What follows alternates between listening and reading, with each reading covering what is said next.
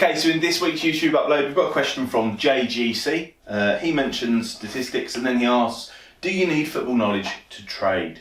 Okay, he also goes on to ask, do you have to be watching the games and betting very quickly? Potentially he thinks that's probably a silly question. I don't think that's a silly question at all. I think it's a very important one to address, and the answer might be a little bit more surprising than some people think. So yes, you are right to say that you need to be looking at facts and statistics, understanding the situation and getting the clearest view on it you possibly can in your mind's eye. We've got a separate video about the Premier League statistics on the channel there. We'll put a link in the description down below. I'd highly advise going and watching that one after this. In fact, we'll put it in the end screen too. But understanding that distortion between reality and things that are happening and human perception or what people want to see is very different, and that's the important part when it comes to trading, because ultimately we're not here to be fans, we're here to make money from the games. So by looking at those differences between the two, you can find facets to exploit, which is where your profit comes from, finding new trends, particularly when people are stuck in an older way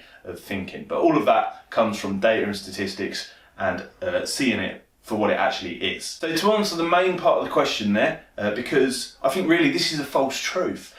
Do you need to know lots of different football knowledge in order to profit from football? And the answer is a unanimous no. It will certainly help you in some respects, but knowing loads of stuff about football will not necessarily make you a better football trader, because you need to understand the market and the environment, characteristics, limitations, areas to exploit and stuff like that, more so than you do about the actual sport. If I relate that to horse racing trading, when I started many moons ago, I actually had no knowledge about horse racing, very little at all. I would be, your average punter, placing bets on a Saturday afternoon. I wouldn't really understand the differences between a handicap or a maiden race. I certainly didn't know really what was happening with Rule 4s and stuff like that. But those sort of things are crucial because they are characteristics that make up the actual marketplace and how people are going to behave. So that kind of thing is far more important when it comes to trading any sport, and also football, than knowing about a particular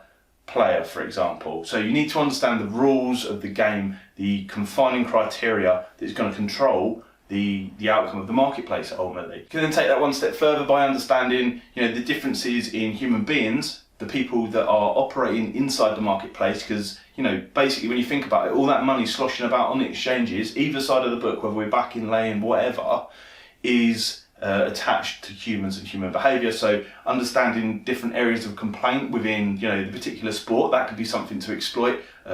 Exaggerations, when things get too hyped up, hyperbole that you might see in the media and news and different pundits, and of course the overall emotion trading in the marketplace. So typically that fear, the emotion, people being scared, people having overexposure on certain positions because they believe something about the particular sport, which isn't necessarily relative to a productive trading strategy. So you don't need to know. It will certainly help you, because there will be some instances where something involves on pitch, and because you've got that additional knowledge about that set of criteria, circumstances, players, whatever's happening and unfolding there, it could be a benefit, but it's not the main thing. That's what I'm trying to say here. In fact, I'd go as far as to say being objective and a little bit away from the sport can actually help you when it comes to trading. And I think that probably helped me a lot early on in regards to horse racing, because I wasn't so emotional or attached to a specific horse or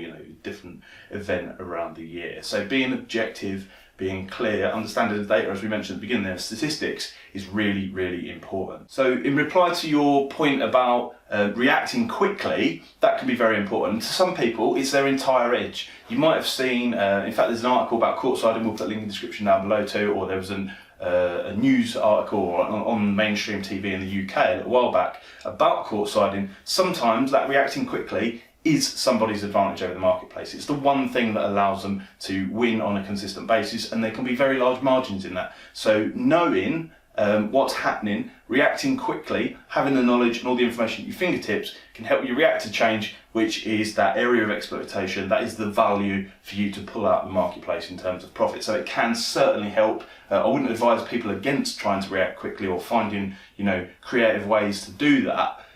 But again, it's not necessarily the be and end all, particularly if you're trading over a longer period of time. Thinking back to, you know, there's other videos on the YouTube channel, trading pre-match, before the start of a match, starting trading a couple of hours before, you know, an hour before, into the 20 minutes build up with all the media and coverage and stuff like that. That is not necessarily going to be quite so reactive to time and betting and watching what's actually happening. But at the end of the day, you know, when you've got less information, you'd be a fool to build your strategy around that. More information is more helpful. We don't want to overwhelm ourselves and sort of have like 10 trading screens and all this kind of jazz you might have seen in various films. But having live information at your fingertips is clear and gives you clarity on the situation is quite important, less so over the longer period of time. So hopefully that answers the 3 points within your question there, Jay. If you've got any more questions for people watching this video, please put them in the comments down below. We'll get around to answering them as soon as possible. But in the meantime, check out that stats video at the top up here and another suggested video on YouTube down below. Thanks for watching.